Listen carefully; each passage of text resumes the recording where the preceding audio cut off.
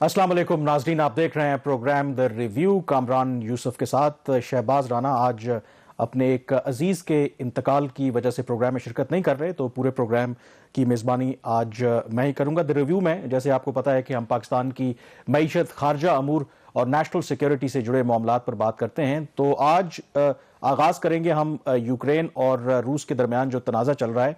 एक जो खबर वहाँ से आ रही है कि रूस और यूक्रेन के दरमियान कम से कम यूक्रेन के जो दो शहर हैं वहाँ पर आर्जी जंगबंदी का एक मुआहदा हुआ है, और इसका मकसद ये है कि वहाँ पर जो आम शहरी फंसे हुए हैं उनको निकलने का मौका दिया जाए। आगे चल के हम इस पर मजीद भी बात करेंगे और आपको ये भी बताएंगे कि असल में रूस और यूक्रेन के दरमियान ये जो तनाज़ा चल रहा है इसकी असल में वजूहात क्या हैं, क्योंकि इस पर बहुत कम बात होती है।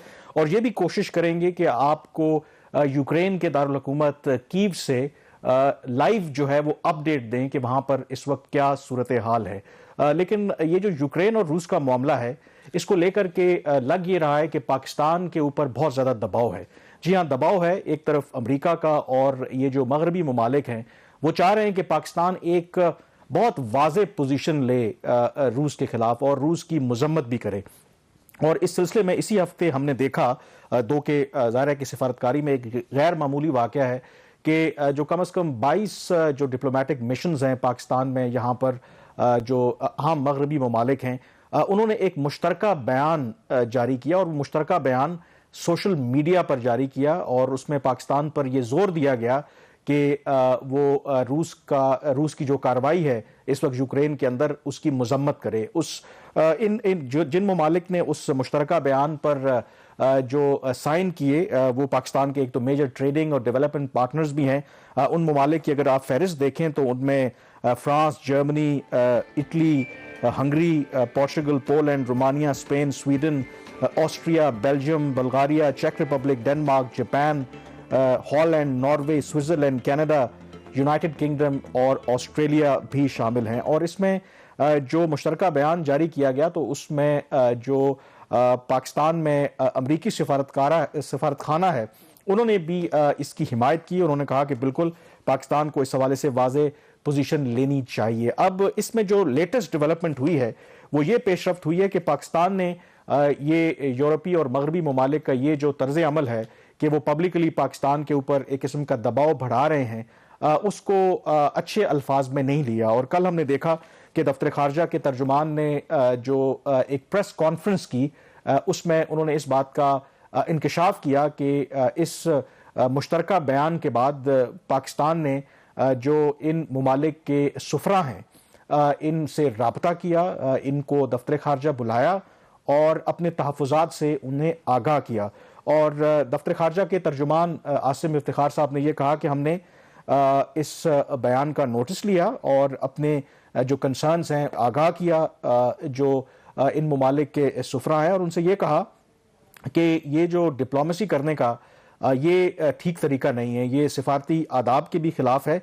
और उनको ये भी याद दहानी कराई कि जो पाकिस्तान के इस वक्त डिफरेंट ममालिक्स में एम्बेसडर्स तैनात हैं वो भी ट्विटर का और सोशल मीडिया का इस्तेमाल करते हैं, लेकिन वो एक उसका रिस्पॉन्सिबल इस्तेमाल करते हैं। और इस तरीके से पब्लिकली किसी मुल्क के खिलाफ या उसके खिलाफ दबाव डालना दफ्तर खारजा के मुताबिक ये सिफारती आदाब के खिलाफ है। और पाकिस्तान के दफ्तर खारजा के तर्जुमान का ये कहना था कि उनको ये रियलाइज़ करवाया गया कि ये सिफारतकारी करने का ठीक तरीका नहीं है, और उनको शायद एहसास भी है। तो इस बयान के बाद और इस एहतजाज के बाद हमने देखा कि कुछ जो एम्बेसडर्स थे जिन्होंने पहले सोशल मीडिया के ऊपर, खास करके ट्विटर के ऊपर ये जो मुश्तरका बयान है उसे शेयर किया और इस हवाले से ट्वीट्स किए, तो हमने देखा कि कुछ जो सुफरा हैं उन्होंने वो ट्वीट्स फिर डिलीट भी किए। खास करके जो डेनमार्क की पाकिस्तान में सफ़ीर हैं उन्होंने अपना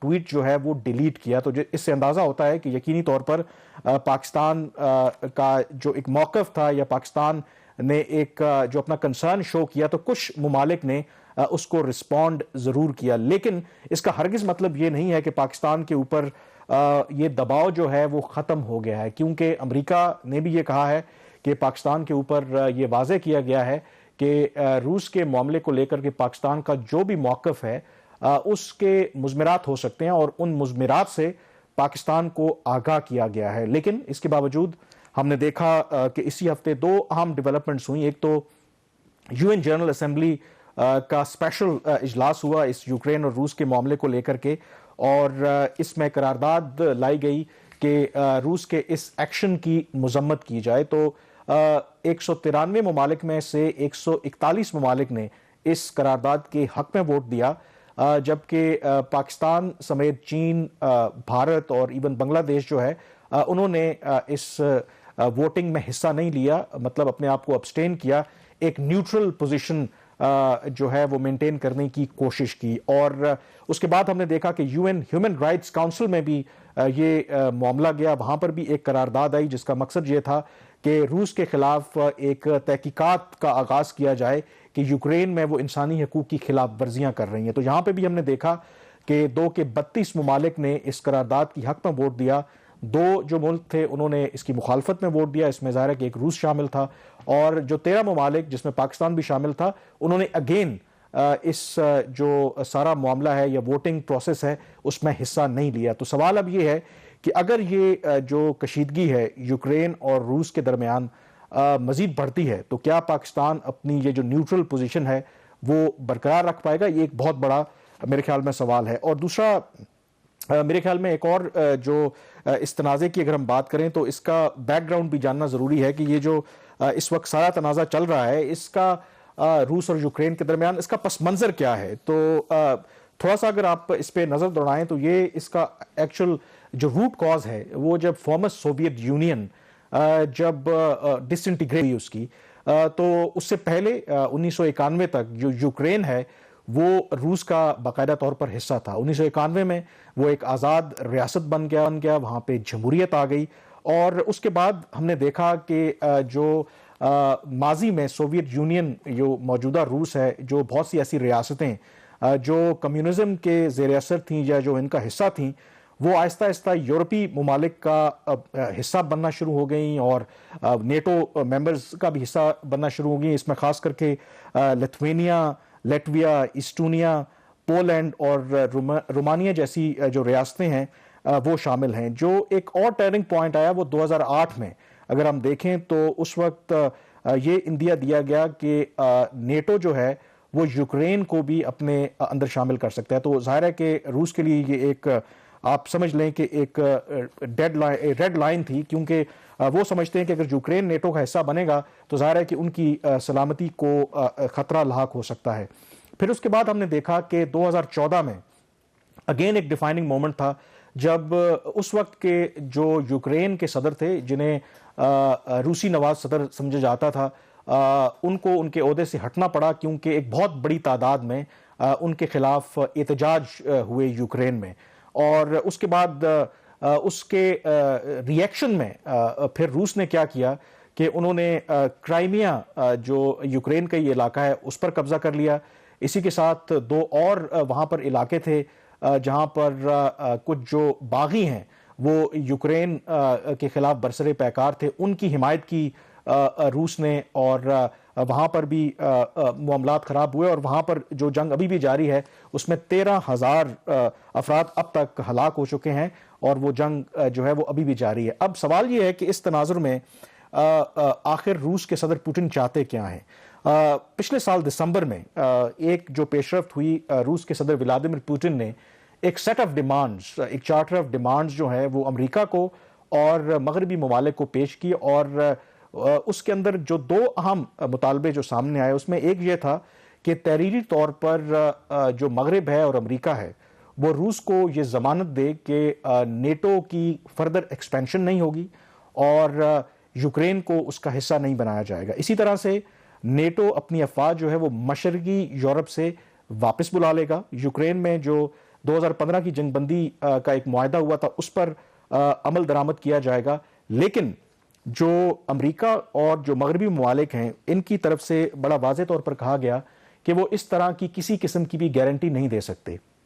اس کی وجہ انہوں نے یہ بتائی کہ کیونکہ یوکرین جو ہے وہ ایک آزاد ریاست ہے, ایک جمہوری ملک ہے, تو یہ اس کا اختیار ہے کہ آیا کہ وہ نیٹو کا حصہ بننا چاہتا ہے یا نیٹو کا حصہ نہیں بننا چاہتا. تو یہ وہ تمام محرکات ہیں جس کی وجہ سے آج ہم روس اور یوکرین کے درمیان یہ تنازع دیکھ رہے ہیں, کیونکہ روس کو یہ خدشہ ہے کہ اگر یوکرین نیٹو کا حصہ بن جاتا ہے تو آپ کو پتا ہے کہ نیٹو کا ایک آرٹیکل 5 ہے جس کے تحت نیٹو کے کسی ایک ممبر کے خلاف بھی اگر کوئی کارروائی کوئی دوسرا ملک کرتا ہے تو تمام جو نیٹو کے اراکین ہیں, 30 کے لگ بھگ ان کے ممبران ہیں, تو ان کے اوپر وہ حملہ تصور ہوگا. تو لامحالہ طور پر پھر امریکہ, کینیڈا, یو کے, ان ممالک کو اس ملک کی ریسکیو کے لیے آنا پڑے گا. آج اگر یوکرین نیٹو کا حصہ ہوتا تو پھر آپ دیکھتے کہ براہ راست یورپی ممالک بھی, امریکہ بھی روس کے خلاف اس وقت برسر پیکار ہوتا. کیونکہ یوکرین ابھی نیٹو کا حصہ نہیں ہے تو اس وجہ سے وہ صرف اقتصادی پابندیاں لگا رہے ہیں یا یوکرین کو ابھی تک اسلحہ فراہم کر رہے ہیں, جس پر جو یوکرین کے موجودہ صدر ہیں زیلنسکی, وہ کافی ناراض بھی ہیں, کیونکہ ان کو لگتا ہے کہ مغرب نے اور امریکہ نے جس طرح کی ان کے ساتھ حمایت کا وعدہ کیا تھا, وہ جو حمایت ہے وہ ابھی تک ان کو ملی نہیں ہے. یہاں پہ بریک لیں گے اور بریک کے بعد کوشش کریں گے کہ آپ کو یوکرین کے دارالحکومت کیف سے براہ راست اپ ڈیٹ دیں کہ وہاں پر اس وقت کیا صورتحال ہے. Stay with us.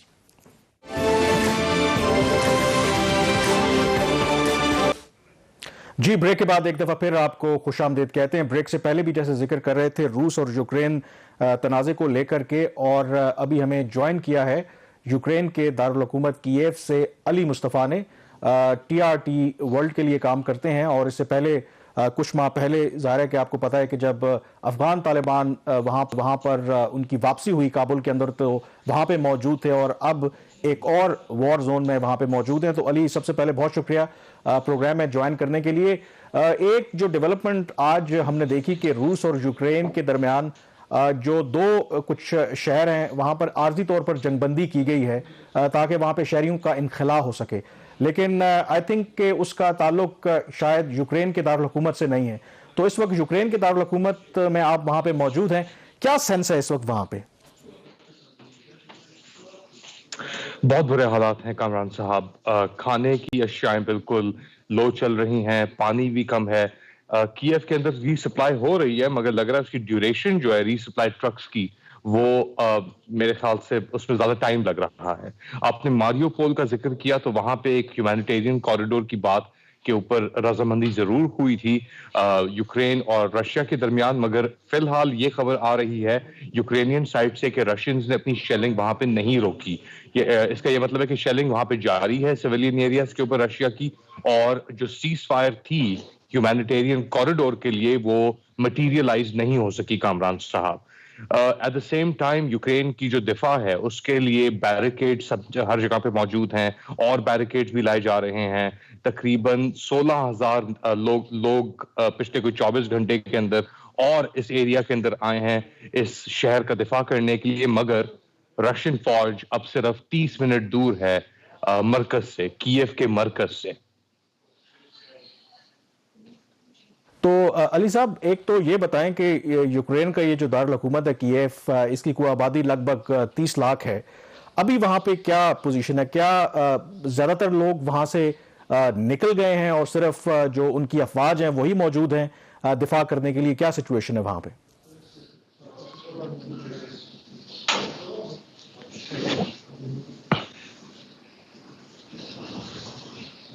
جی کامران صاحب, علی, آپ کو میری آواز آ رہی ہے؟ کیف سے نقل اب آ رہی ہے جی آپ کی مجھے آواز؟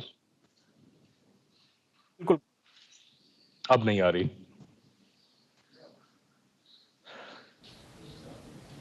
جی علی, کنٹینیو کریں کہ آپ بتا رہے تھے کہ کیا اس وقت سچویشن ہے وہاں پہ کیف میں.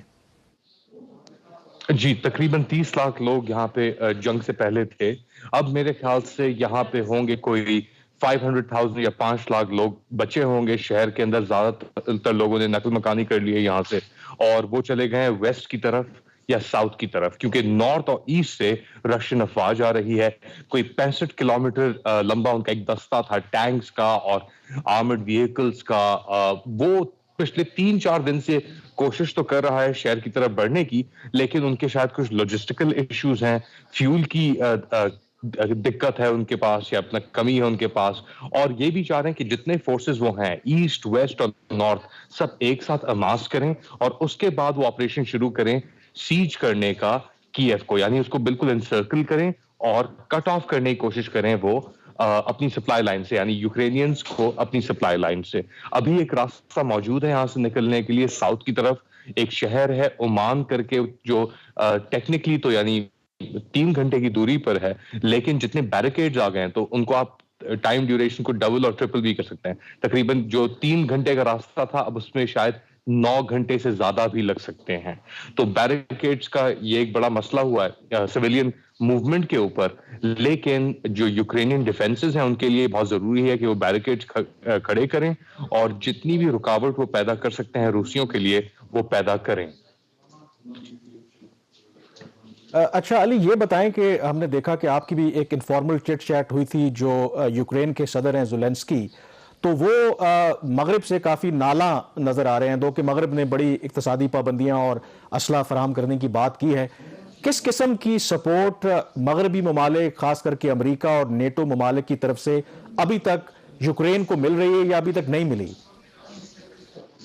جی ابھی فی الحال ان کے پاس جیولن کیا کہتے ہیں جو اینٹی ٹینک ویپن ہے وہ آ گئے ہیں، بہت سارے مین پیڈز آ گئے ہیں، اسٹنگر میسائلز ان کے پاس بہت سارے آ گئے ہیں اور آ رہے ہیں. لیکن یوکرینین صدر کا یہ کہنا تھا کہ یہ چیزیں ہمیں پہلے ملنی چاہیے تھی، یعنی 1 مہینے 2 مہینے پہلے اگر ہمیں ملتی تو ہم اپنا بہتر دفاع کر سکتے. بیسکلی ایک آفٹر دا فیکٹ، اور یہ فرسٹریشن جو نظر آئی زیلنسکی صاحب کے لفظوں میں اور ان کے لہجے میں وہ اسی لیے تھی کہ جی ہم کتنے عرصے آپ سے کہہ رہے ہیں کہ رشیا ماس ہو رہا ہے، رشیا اپنی ایکسرسائزز کر رہا ہے، ہماری مدد کریں. لیکن بعض لوگوں نے تو اس بات کو مانا ہی نہیں کہ جی اپنا کچھ ہوگا، کہ یہ ایک بڑی ہلکی سی چیز ہے. ان نے مکرون صاحب کا بھی ذکر کیا کہ جی مکرون صاحب نے ان سے جا کے رشین صدر پوتن سے جا کے ملاقات کی اور یہ کہا کہ جی یہ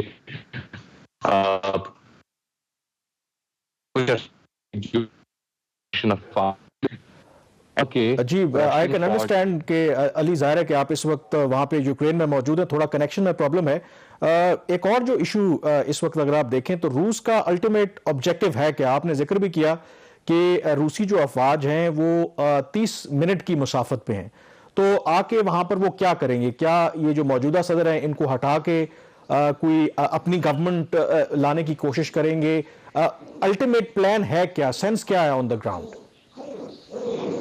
الٹیمیٹ پلان کا سینس اس سے جی پوتن صاحب کو یہ اندازہ پتا ہوگا یا اندازہ لگا سکتے ہیں، مگر یہ ایک مناسب چیز ہوگی کہ اگر تو وہ زیلنسکی صاحب کو ہٹا دیتے ہیں کیف سے یا یوکرینین فورسز کو ڈیسیمیٹ کر دیتے ہیں، وہ چاہیں گے کہ ایک پرو رشین حکومت یہاں پہ آئے اور یہاں سے آ کے کنٹرول کرے سچویشن کو. ان کے لیے جیسے 2014 یا 2010 اور 2014 کے درمیان جو یانوکووچ صاحب تھے وہ بڑے پرو رشین تھے، پھر 2014 میں جو یہاں پہ میدان پروٹیسٹ ہوئے اس کے اندر یانوکووچ صاحب کو ہٹایا گیا اور وہ بھاگ گئے رشیا، اور پھر اس کے بعد ایک پرو ویسٹرن ڈسپینسیشن یہاں پہ آ گئی جس کے اندر پوروشینکو صاحب پہلے آئے 2014 میں، اس کے بعد آپ کے زیلنسکی صاحب الیکٹ ہوئے، اور آہستہ آہستہ جو یوکرینین پولیٹیکل سیٹ اپ تھا اس کا رجوع یا رجحان ہوا ویسٹ کی طرف. ابھی بھی اس ملک کے اندر رشیا کے حمایتی موجود ہیں، اسپیشلی ایسٹرن ایریاز میں، لوہانسک، دونیسک اور ایسے علاقوں میں. تو پوتن صاحب کا یہ مقصد ہوگا کہ وہ اپنا کوئی ایک پپٹ اس کو کہہ لیں، آپ آن کہہ لیں، وہ انسٹال کریں یہاں پہ اور کنٹرول کریں اسے ماسکو سے. لیکن جس طریقے سے یہ جنگ چل رہی ہے اور جتنی ریزسٹنس یوکرینین دکھا رہے ہیں یہ شاید پوتن صاحب کے لیے ممکن نہ ہو سکے. علی، روس کا ظاہر ہے کہ اپنا ایک موقف ہے. آپ کو پتہ ہے کہ اس تنازع یا یہ جنگ شروع ہونے سے پہلے بھی وہ ریٹن گارنٹیز مانگ رہے تھے مغرب سے، امریکہ سے، کہ آپ نیٹو کی ایکسپینشن نہیں کریں گے، یوکرین کو اس کا حصہ نہیں بنائیں گے، مغربی جو مشرقی جو یورپ ہے اس سے جو نیٹو افواج ہیں وہ واپس بلا لیں گے. کیونکہ روس کے صدر ولادیمیر پوٹن کا کہنا ہے کہ کیا امریکہ اپنے بیک یارڈ پہ روس یا لیٹ سپوز کے جو چینی افواج ہیں کیا ان کو وہ برداشت کرے گا؟ تو یہ جو کنسرنز ہیں روس کے کتنے لیجٹمیٹ ہیں؟ ڈو یو تھنک کہ اس کے اندر آپ نے خود کہا کہ جو موجودہ صدر ہیں وہ پرو ویسٹ ہیں، پرو یورپ ہیں، کیا اگر وہ تھوڑے سے نیوٹرل رہتے، نہ رشیا کے ساتھ نہ یورپ کے ساتھ، تو شاید اس کرائسس کو اوائڈ کیا جا سکتا تھا. دیکھیں جی یہ انسیکیورٹیز اور یہ کمپلیکسٹیز تو صرف وہ ہی بتا سکتے ہیں. لیکن کسی بھی شخص کے اوپر بندوق رکھ کے اسے کہیں کہ جی آپ مجھے انسیکیور فیل کرا رہے ہیں. یوکرین رشیا نہیں ہے, یوکرین کے پاس وہ طاقت نہیں ہے. اگر آپ یہ آرگیومنٹ کر سکتے ہیں کہ جی یوکرین کو امریکہ نے یا نیٹو نے یا یورپ نے استعمال کیا تو ہاں صحیح ہے, شاید انسیکیورٹی ہو سکے. لیکن رشین افواج جس طریقے سے آ رہی ہے, جتنے ان کے پاس ٹینک ہیں, جتنے ان کے پاس فائٹر جیٹس ہیں, جتنے ان کے پاس نیوکلیئر ویپنز ہیں, کوئی ملک اتنے نیوکلیئر ویپنز کے ساتھ کیا تھریٹن فیل کر سکتا ہے یا انسیکیور فیل کر سکتا ہے؟ تو اس کے اوپر ایک اور بھی فلپ ہے کہ this goes to the historical grievance that Russians have with the collapse of the Soviet Union. کہ in the early 90s اور late 80s جس طریقے سے سوویت یونین تباہ کی ہوئی اور جس طریقے سے امریکہ کا اور ویسٹ کا رویہ رہا ان کے اوپر کہ جی اب تو تم کچھ بھی نہیں ہو, تو ایک طریقے سے یہ اب بدلہ لینے کا وقت آ گیا ان کے لیے کہ تم ہمیں کہتے تھے ہم کچھ نہیں ہو, ہم تمہیں دکھاتے ہیں ہم کیا ہیں. اور پوتن صاحب نے جو میسیجز بھی بھیجے اپنا ویسٹ کو یہ لانچ کرتے ہوئے کہ اور یوکرینینز کو کہ تم ڈی کمیونائز کرنا چاہتے ہو, میں تمہیں دکھاتا ہوں کہ کس طرح ڈی کمیونائز کرتے ہیں. تو اس کے اندر بھی بہت وضاحت ہو سکتی ہے, اور اس بات کا اندازہ یوکرین کو تھا کہ رشیا ہمیشہ سے ہی تھریٹ رہا ہے اور تھریٹ رہے گا, اور یہ بات ثابت بھی ہو گئی. اب اس کے اندر پوتن صاحب کی انسیکیورٹی اور اس سے لے کر کچھ نہیں ہے, یہ زیادہ تر میرے خیال سے ایک گریونس تھی جو پچھلے 30-35 سال سے بلڈ ہو رہی تھی رشین سائیکی میں, جو اب یوکرین میں آ کے پلے آؤٹ ہو رہی ہے. اچھا, اور یہ جو تناظر آپ نے ابھی بالکل پس منظر بیان کیا ہے کہ لوگوں کا یہی خیال ہے کہ یہ ایک بدلہ لینے کا موقع ہے, روس اپنے آپ کو دوبارہ ری اسرٹ کروا رہا ہے, تو ایک جو سب سے بڑا سوال جو لوگ کر رہے ہیں کہ کیا اگر یہ ان کا ایکسپینشن جو اپنے آپ کو روس ری اسرٹ کرواتا ہے تو کیا دنیا ایک تیسری عالمی جنگ کی طرف بڑھ رہی ہے, یا جو اس کا سکوپ ہے وہ باقی یورپین ممالک تک جا سکتا ہے؟ یہ کنسرن کتنا جینوئن ہے؟ دیکھیں جی کوئی بھی ملک جس کے پاس 4,000-5,000 نیوکلیئر ویپن ہو اور وہ جنگ کرے, اور اگر اس جنگ کے اندر اس کا پلانز اس طرح نہ جائیں جس طرح وہ چاہ رہا ہے, اور وہ موقع دے کسی دوسری قوت کو گھسنے کے اندر, جیسے امریکہ بھی گھس رہا ہے مین پیڈز کے ساتھ, جیولنز کے ساتھ, یورپ کے اندر بھی جرمنی نے کہا ہے کہ جی ہم اپنا پرووائڈ کریں گے ان کو ویپنری, تو یہ چیز ایسکیلیٹ ہونے میں زیادہ ٹائم نہیں لگ سکتا, یعنی بہت آسانی سے ایسکیلیٹ ہو سکتی ہے یہ چیز. اور اگر خدا نخواستہ کسی رشین شہر میں یا علاقے میں کوئی میجر حملہ ہوتا ہے تو اس کا رسپانس اس سے زیادہ کیا ہوگا؟ خدا نخواستہ نیوکلیئر ویپنز, ہم بات تو کرتے ہیں ہماری اپنا آپ کی اور میری زندگی میں ہم اس چیز کا تصور بھی نہیں کر سکتے کہ جی کہ میوچولی ایشورڈ ڈسٹرکشن ہو, لیکن ایک حادثہ, ایک نیوکلیئر ری ایکٹر یہاں پہ یوکرین کے اندر 14 ہیں, زپروسیا ان کے پاس آ گیا رشینز کے پاس, چرنوبل کے اندر ہم جانتے ہیں 80s کے اندر کیا ہوا تھا. ہلکی سی چیز ہوتی ہے ایک جنگ کے اندر, یعنی فاگ آف وار میں کس طریقے سے کہاں چیزیں ڈیولپ ہوتی ہیں, کس رخ پہ جاتی ہیں, کسی کو نہیں پتا. اور اسی بات کا خدشہ ہے کہ فالس فلیگ آپریشنز بھی ہو سکتے ہیں کہ اگر یوکرینینز ہار رہے ہیں تو وہ اسٹرائک بیک کرنے کی بھی کوشش کر سکتے ہیں.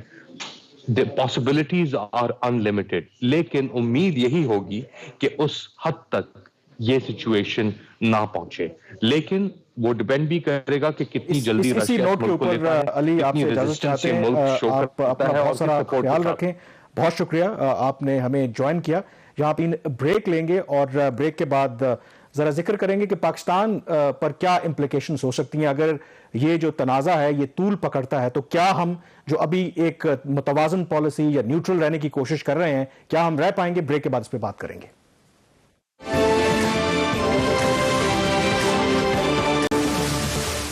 جی بریک کے بعد ایک دفعہ پھر آپ کو خوش آمدید کہتے ہیں. روس یوکرین تنازع کو لے کر کے پاکستان کی جو سفارتکاری ہے وہ کتنی بہتر ہے یا اس میں بہتری کی گنجائش موجود ہے, اس پر مزید بات کرنے کے لیے ہمیں جوائن کیا ہے شمشاد احمد خان صاحب نے, well known Pakistani diplomat, Pakistan کے سیکرٹری خارجہ بھی رہے ہیں. تو شمشاد صاحب پروگرام میں جوائن کرنے کا بہت شکریہ. سب سے پہلے جو ہماری اس وقت پوزیشن نظر آ رہی ہے کہ ہم ایک نیوٹرل رہنے کا آپ کہہ لیں کہ کردار ادا کر رہے ہیں. یو این جنرل اسمبلی میں قرارداد روس کے خلاف آئی, اس میں ہم نے ابسٹین کیا.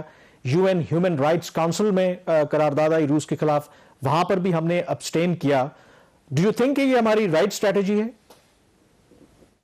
بالکل رائٹ اسٹریٹجی ہے، اور یہ ویسے بہت آئرونیکل بات ہے کہ جو کچھ اس وقت مغرب اور امریکہ روس کے خلاف کر رہا ہے، یہ ہماری سکھائی ہوئی ساری ترکیب ہے جو ہم نے استعمال کی تھی جب سوویت یونین نے افغانستان پر انویژن کیا تھا 1979 میں.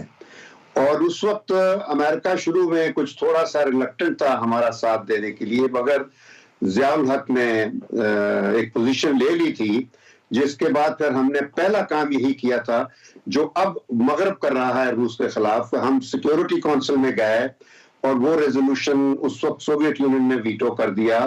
پھر ہم جنرل اسمبلی میں گئے جہاں اسپیشل سیشن بلوایا اور ہم نے بڑے بھارے ووٹ کے ساتھ ایک ریزولوشن پاس کروائی تھی جس میں سوویت ودرال کا ڈیمانڈ کیا گیا تھا. لیکن ابھی جو پوزیشن آپ کہہ رہے ہیں کہ ہم نے لی ہے، یہ دیکھیے وقت کے مطابق ہے اور سچویشن کبھی بھی ایک جیسی نہیں رہتی، اور اس وقت اس پوزیشن کے علاوہ ہماری کوئی اور پوزیشن ہو نہیں سکتی تھی، کیونکہ ہم نے ہمیشہ اپنی جیو پولیٹیکل لوکیشن کو استعمال کرنا ہے. اس وقت ہماری جیو پولیٹیکل لوکیشن کا تقاضا تھا کہ ہم سوویت انویژن کی مخالفت کریں، اور ہم نے وہ جنگ ایک طریقے سے سرد وار کی، کولڈ وار کی جو ڈیسائسو لاسٹ بیٹل تھی، وہ اس وقت ہمارے خطے میں لڑی گئی تھی. ان ادر ورڈز واٹرلو ہمیں بنایا گیا تھا، اور ہم نے وہ جنگ جیت کر کولڈ وار میں مغرب کو جیت دلوائی، وکٹری دلوائی، یورپ آزاد ہو گیا، برلن کی دیوار کولیپس کر گئی، اور سارا ملبہ اس کے بعد ہم پر گرا. تو ہم نے بہت کچھ سیکھ لیا ہے. اب ہم اس طریقے سے نہیں کھیلیں گے جس طرح پہلے ہم ایک ڈیپینڈنسی موڈ میں کھیلا کرتے تھے. اب آپ کے ہاں شمشاد صاحب بالکل آپ ٹھیک کہہ رہے ہیں، لیکن اس کے اندر ایک طرف آپ کے ظاہر ہے کہ مفادات ہوتے ہیں، دوسرا جو ریاستیں ہوتی ہیں کچھ ان کے اصول بھی ہوتے ہیں. جو پاکستان کی آپ ظاہر بہتر جانتے ہیں جو فارن پالیسی رہی، ہم ہمیشہ سے جو انویژنز کے خلاف رہے ہیں، وہ عراق میں ہو، وہ کسی سیریا میں ہو، ہماری پوزیشن رہی ہے کہ یو این چارٹر اور انٹرنیشنل لا کی پاسداری سب کو کرنی چاہیے. تو کچھ لوگوں کا خیال ہے کہ کہ ہمارے اپنے مفادات ہو سکتے ہیں کہ اس وقت ہم نیوٹرل پوزیشن لے رہے ہیں، ہمیں اپنے اصولوں پہ کمپرومائز نہیں کرنا چاہیے، کیونکہ ان پرنسپل جو روس کر رہا ہے وہ یو این چارٹر اور انٹرنیشنل لا کی خلاف ورزی ہے، کیونکہ یوکرین ایک انڈیپینڈنٹ اور سوورن کنٹری ہے. یہ پہلی بات تو میں یہ کر دوں کہ انٹرنیشنل پالیٹکس میں اصول نام کی کوئی چیز نہیں ہوتی ہے. اصول بھی جو بنیادی طور پر ہوتے ہیں وہ آپ کے مفادات ہی اصول ہوتے ہیں، یہ میں بتا دوں آپ کو. اب یہ جتنا بڑی طاقت جو امریکہ ہے یا یورپ جو اپنے آپ کو فریڈم اور ڈیموکریسی کے چیمپئنز کہتے ہیں، یہ جتنے اصولوں کی بات کرتے ہیں، وہ اصول کبھی انہوں نے کسی دوسرے، جب عراق پر حملہ کیا تھا کیا آپ لائے تھے؟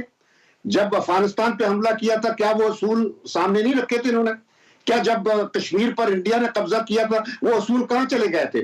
تو مقصد میرا کہنے کا ہے وہ اصول بنیادی طور پر ہر ملک کا اپنا مفاد جو ہوتا ہے وہ ایک اصول ہوتا ہے، کیونکہ انہوں نے ایک سارا سسٹم اس طریقے سے بنا لیا ہے کہ اب فیصلے یونائٹڈ نیشن میں نہیں ہوتے ہیں، فیصلے یا واشنگٹن میں ہوتے ہیں، اور یا پھر یہ نیٹو کی ایک ملٹری بینڈ ویگن بنائی ہے دنیا میں حکومتیں گرانے کے لیے اور قبضے کرنے کے لیے اور حملے کرنے کے لیے ان دا نیم آف سیلف ڈیفense. تو یہ سارے اصول جو ہیں یہ کہنے کی باتیں ہوتی ہیں، اور بلکہ عالمی برادری کا اکثر یہ کہتے ہیں کہ انٹرنیشنل کمیونٹی، وہ انٹرنیشنل کمیونٹی بنیادی طور پر یہی ہوتی ہیں جو اپنے دباؤ کے تحت ہر قسم کا فیصلہ کروا لیتی ہیں، یہ کہہ کر کہ یہ انٹرنیشنل کمیونٹی کا فیصلہ ہے. شمشاد صاحب قطع کلامی ہو رہی ہے، آپ بالکل ٹھیک کہہ رہے ہیں کہ جس کی لاٹھی اس کی بھینس، یہ والا معاملہ ہے.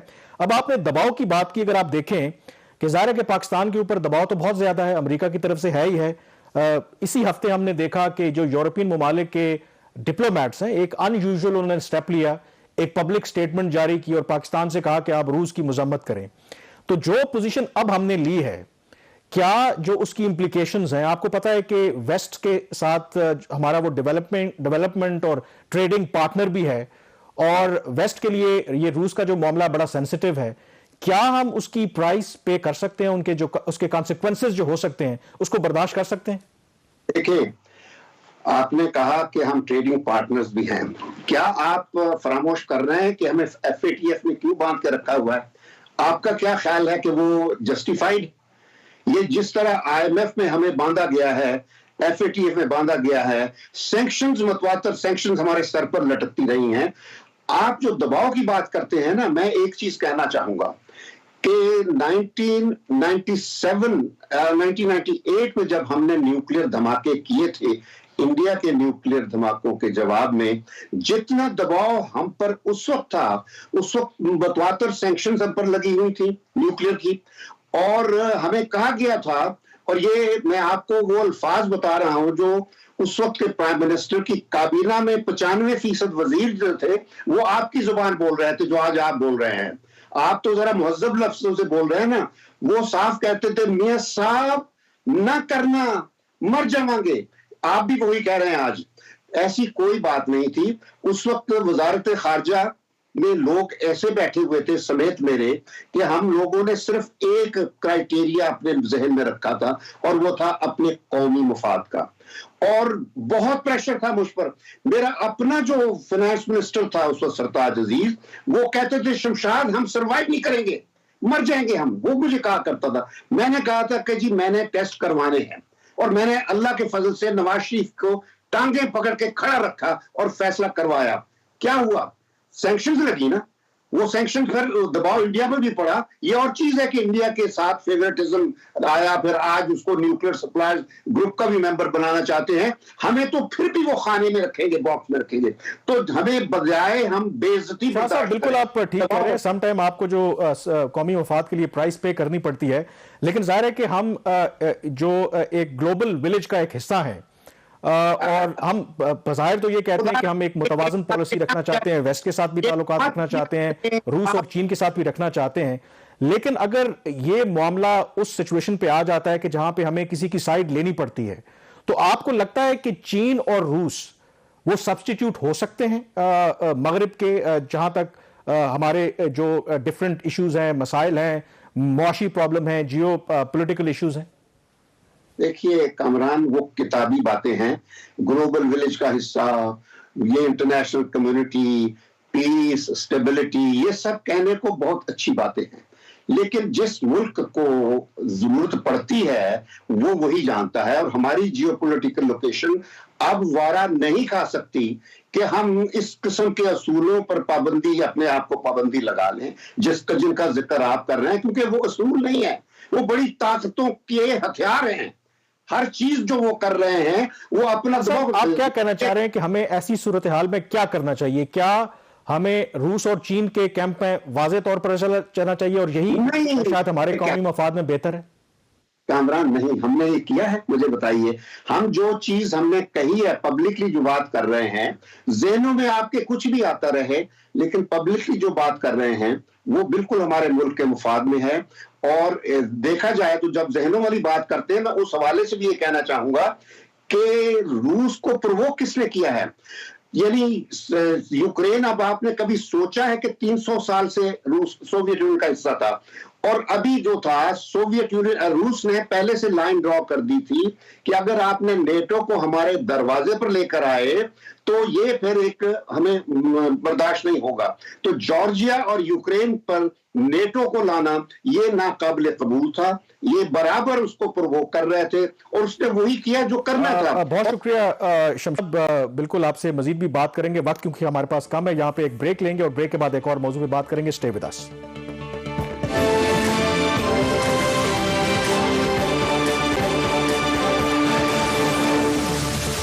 جی بریک کے بعد ایک دفعہ پھر آپ کو خوش آمدید کہتے ہیں. فائنینشل ایکشن ٹاسک فورس کا کل جو اجلاس تھا وہ اختتام پذیر ہوا پیرس میں، اور ایک دفعہ پھر کوئی غیر متوقع فیصلہ نہیں ہے. پاکستان کو گرے لسٹ میں رکھنے کا فیصلہ کیا گیا. جون تک پاکستان گرے لسٹ میں ہی رہے گا. اور آپ کی یاد دہانی کے لیے کہ پاکستان گرے لسٹ میں جون 2018 میں گیا تھا، اور اس کا جو بنیادی جو وجہ تھی وہ یہ تھی کہ پاکستان میں منی لانڈرنگ ہو یا ٹیرر فائنینسنگ سے متعلق جو قوانین ہیں وہ اتنے سخت نہیں تھے. اور جب آپ گرے لسٹ میں جاتے ہیں تو عام لوگوں کو سمجھانے کے لیے ہوتا کیا ہے کہ جو بیرونی سرمایہ کار ہیں وہ پھر بہت محتاط ہو جاتے ہیں آپ کے ملک میں سرمایہ کاری کرنے کے لیے. اگر آپ وہ سرمایہ کرتے بھی ہیں تو ان کے لیے وہ سخت شرائط رکھتے ہیں, جو کاسٹ آف ڈوئنگ بزنس ہے اس میں بھی آپ کے اضافہ ہو جاتا ہے, اور اوور آل وہ ملک کے لیے جو امیج ہے اس کے لیے بہتر نہیں ہوتا. لیکن ایک جو اس میں پازیٹیو چیز رہی ہے کہ یہ جو بیان جاری ہوا فیٹف کی جانب سے, اس میں ضرور پاکستان نے ابھی تک جو اقدامات کیے ہیں ان کی تعریف کی گئی. یعنی کہ جو جون 2018 کا ایک پلان تھا 27 نکاتی, اس میں سے 26 پر پاکستان عمل درآمد کر چکا ہے. لیکن جو ایک پوائنٹ ہے وہ کرٹیکل بھی ہے جس کا انہوں نے ذکر بھی کیا ہے کہ اور پاکستان پر زور دیا ہے کہ FATF encouraged Pakistan to continue making progress to address as soon as possible the one remaining item by continuing to demonstrate the terror financing investigations and prosecutions target senior leaders and commanders of UN designated terrorist groups. یعنی کہ جو terror financing اور اسی طرح سے جو you N designated جو دہشت گرد ہیں ان کو قرار واقع ہی سزا دی جائے. تو یہ ایک پوائنٹ ہے 26 میں سے جو ابھی تک عمل درآمد اس پر ہونا باقی ہے. اور ایک اور, کیونکہ ایک یہ 27 نکاتی پروگرام ہے اور پھر جون 2021 میں پاکستان کو مزید ایک 7 نکاتی پروگرام دیا گیا جو بنیادی طور پر منی لانڈرنگ سے ریلیٹڈ تھا. اور اس میں بھی انہوں نے یہی کہا ہے کہ جو ایک پوائنٹ رہ گیا ہے اس میں بنیادی طور پر پاکستان سے یہ کہا گیا ہے کہ اس میں جو منی لانڈرنگ میں جو لوگ ملوث ہیں ان کو سزائیں دلوائی جائیں اور کوشش کی جائے کہ وہ باقاعدہ طور پر ان کو پروسیکیوٹ کیا جائے. تو لیٹس ہوپ کہ پاکستان ان دو جو اہم نکات ہیں ان پر عمل درآمد کر لے گا اور اس کے بعد فیٹف گرے لسٹ سے نکل آئے گا. دوسرا, جاتے ہوئے آپ کے ساتھ ایک اور خبر شیئر کریں کہ جو سراج حقانی نیٹ ورک ہے, حقانی نیٹ ورک کے سربراہ ہیں سراج الدین حقانی, جو اس وقت افغانستان میں جو ایک عبوری سیٹ اپ ہے اس میں وہ وزیر داخلہ بھی ہیں. وہ ظاہر ہے کہ حقانی جو نیٹ ورک ہے وہ بہت آپ کہہ لیں کہ ایک طرح سے نوٹوریس بھی رہا ہے, کیونکہ جو نیٹو اور یو ایس فورسز افغانستان کے اندر موجود رہے, جو بہت بڑے بڑے حملے کیے گئے تو کہا جاتا ہے کہ حقانی نیٹ ورک نے کیے. تو ان کے جو سربراہ ہیں سراج الدین حقانی آج سے پہلے تک کبھی بھی منظر عام پر نہیں آئے. تو یہ پہلا موقع ہے کہ کابل میں ایک پولیس گریجویشن کی سیریمنی تھی تو پہلی دفعہ جو سراج الدین حقانی ہیں وہ منظر عام پر آئے ہیں. اس سے پہلے وہ کبھی بھی منظر عام پر نہیں آئے. اور یہ جو دلچسپ بات ہے کہ جو سراج الدین حقانی ہیں آج بھی جو ایف بی آئی یعنی کہ امریکہ کی جو دہشت گردی کی ایک فہرست ہے اس کا وہ حصہ ہیں, اور ان کے بارے میں جو بھی اطلاع دے گا جو ان کی گرفتاری تک پہنچے گی تو اس کے لیے $10 ملین کے انعام کا اعلان کر رکھا ہے. لیکن لگتا یہ ہے کہ شاید یہ چیزیں ایک ماضی کا حصہ بن جائیں گی, کیونکہ اب باقاعدہ پر وہ منظر عام پر بھی آ گئے ہیں. پروگرام دا ریویو سے اتنا ہی. مجھے کامران یوسف کو آپ اجازت دیجیے. اللہ حافظ.